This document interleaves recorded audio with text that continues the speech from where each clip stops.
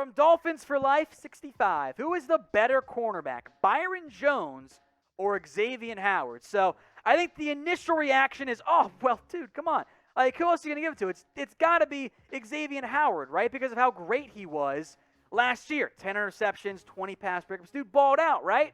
I do think it is at least worth mentioning that it's not a coincidence that suddenly Byron Jones comes over and all of a sudden Xavien Howard puts together his best year ever by a significant margin.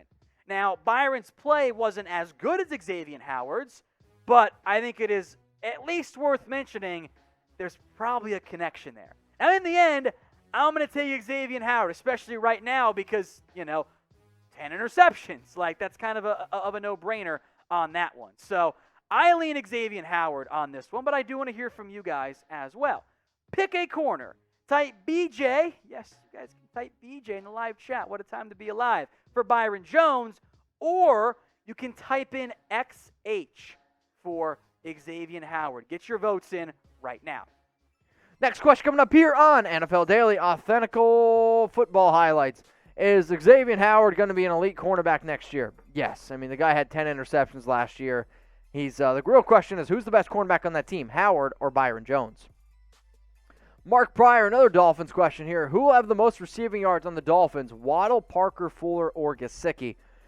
If I was a betting man, which I am going to go ahead and go with Devontae Parker because he's been in the offense before, but this could be a legitimate team that has 3, maybe 4 guys over 600 receiving yards, maybe 3 guys over 700 receiving yards, which is a really difficult thing to be able to do. But, I mean, you drafted Waddle early. Parker to me is a stud. Will Fuller's a stud. Gesicki's a stud.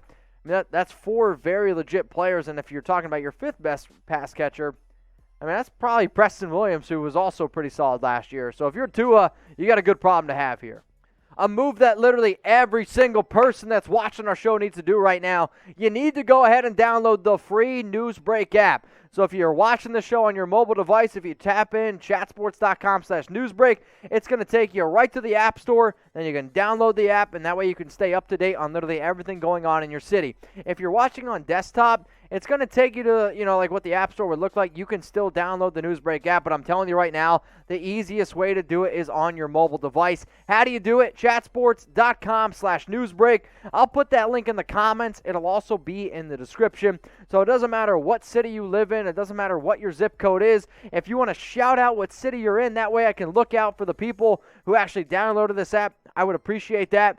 But here's what you need. If you're looking for weather, obviously, it's important. I was just in Austin, Texas last weekend. I was literally checking my phone all the time on the Newsbreak app to figure out whether or not it was going to rain and whether or not I was going to be able to get my softball tournament in. I got politics, food, pop culture. If you're visiting a city, if you just moved to a city, believe it or not, I like to know the hopping places and where to go. If you want more sports content and if you want more exclusive sports content from Chat Sports, it can all be found on the Newsbreak app. So go tell them that we sent you. How do you do that? By using that link below, chatsports.com/newsbreak. We got authentical football highlights. Is Tua going to do good next season? Tua is a hard player to be able to wrap my mind around. So if you look at Chris Sims' quarterback rankings, Sims actually had him ranked 34th out of 40. Not very good, right? But Tua also has very high upside to me. And if you haven't already seen my video on the Dolphins channel, go check it out, youtube.com/DolphinsNews, where I say, it wouldn't surprise me if Tua was, the biggest dark horse MVP candidate because we've seen quarterbacks take that step in year 2. We saw Lamar do it. We saw Patrick Mahomes do it. And if he's fully healthy, which it sounds he is, 2020 was a shit year because he couldn't work with a lot of his players. He's doing a lot of the right things. Miami put a ton of talent around him. So do I think he's going to have a good year? Yes, I do. He could also have a bad year. I literally think his ceiling and floor is probably one of the biggest out of all starting quarterbacks in the entire league. But he has the ceiling to have a very good year, especially with all the talent around him. All right, we got Andy Claw. I believe the Dolphins are committed to Tua, but is there a realistic quarterback they would get rid of him for? All right, so I am also with you that I believe that Tua is going to be the quarterback of the future for the Dolphins, that they are committed to him. However, in a scenario where, let's say, Aaron Rodgers wants to go to the Dolphins, they would have to listen. I also think somebody like Russell Wilson, And I don't really like bringing him up because I don't know all the details on his situation. But Deshaun Watson, I mean, if you're going to move on from Tua, who you drafted number 5 overall in the 2020 draft, you better get somebody a little bit younger. The guy that I believe makes the most sense personally is Deshaun Watson, but that is also pending what exactly happens with some of his off-the-field issues. Let's go to Dirty Birds territory. Most dark horse Super Bowl matchup for the upcoming NFL season. So the most dark horse matchup I could potentially think of. Let's go with the Miami Dolphins out of the AFC going up against the Arizona Cardinals out of the NFC. How about that? Cardinals up against the Miami Dolphins. That's my dark horse prediction. From Lisa Tatum, what are your thoughts on the Dolphins with Durham Smythe? That's a name we don't talk about much. I think he might be tight end 3 when the year's over. Mike Gesicki's probably tight end 1. Hunter Long is probably tight end 2, short-term or long-term. He's a third-round pick after all. And then kind of Durham Smythe. So we will see exactly what his role is. But, backup tight end-wise, he's pretty good. Jimmy Van Winkler. Who do you think the Cardinals have a better chance of trading for, Ertz or Gilmore?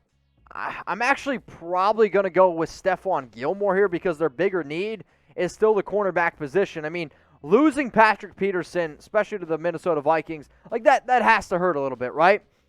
But if you're Arizona, you have some good younger pieces here, but I'm going to go ahead and say it's Gilmore. The other reason is, do they have a need at tight end?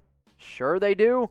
But you also have so much talent at the wide receiver position that I don't really think that you need Zach Ertz, where Stephon Gilmore fills the bigger need. So who do y'all think gets traded first out of Gilmore and Ertz? To be honest, I don't even know if Ertz gets traded. He might just outright get cut because they can save some money. Who's going to trade for Ertz's contract? I'm not 100% sure. So for that reason, I'm going to go ahead and type my SG for Stephon Gilmore, and if I was the Arizona Cardinals, I would make the move for Gilmore. From John Dorman, top 3 wide receiver units in the NFL. Good question. I think obviously you have to include the Tampa Bay Buccaneers. That one just kind of makes a whole lot of sense to me in the end with where things are at. I think the Dallas Cowboys, everyone healthy, certainly inside that conversation as well. If I'm only including receivers here, I kind of want to put the Cardinals in that conversation. I want to put the Seahawks in that conversation. I don't trust the Chiefs in there. The Falcons, while they have Julio and Ridley's pretty intriguing there. Steelers haven't taken the step forward that I'm waiting for, but I think they're in that conversation. Adam Thielen, Justin Jefferson is one of the best duos in the NFL, but it's a little bit light outside of that. So I feel good about the top 3. The number 3, though, is a little bit trickier for me to exactly figure out. From Big Phil, what safeties in the 2022 NFL draft do you guys like as prospects? I mean, the number 1, I think pretty clearly for me, all the way through in the end, is Kyle Hamilton out of Notre Dame. He is an awesome football player. I don't know if Daxton Hill is a safety or a nickel, but he's in play there. Bubba Bolden from Miami of Florida, pretty good. I think had Colby Harvell Peel gone pro from Oklahoma State, he would have been a pick. I don't know how early he ends up going there. I think it's Tyke Smith, is that how I pronounce it? He's the new Georgia safety. He's in play there. I've heard some good stuff about Jordan Battle as well out of Alabama.